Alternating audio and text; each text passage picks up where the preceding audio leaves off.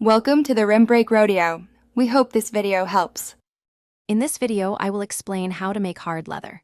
First, we will cover selecting the right leather and gathering your necessary tools.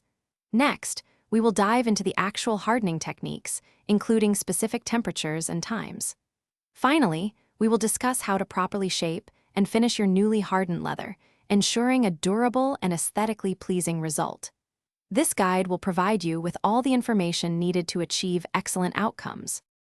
To begin, selecting the correct leather is crucial. Vegetable tan leather is ideal due to its fiber structure. You will need a robust work surface, a sharp utility knife, and a mallet for cutting and shaping. A reliable heat source, like an oven or a pot for a hot water bath, is essential for the hardening process. Don't forget a mold or form, which will give your leather its desired final shape and structure. The hardening process begins by soaking your leather completely in water until it is fully saturated. Next, you can either heat the wet leather in an oven to approximately 160 degrees Fahrenheit, or for maximum rigidity, boil it for 10 to 15 minutes. Once heated, the leather becomes pliable. You must work quickly to press it into your chosen mold or form before it cools and stiffens.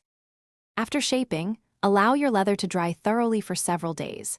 This ensures it retains its new rigid form.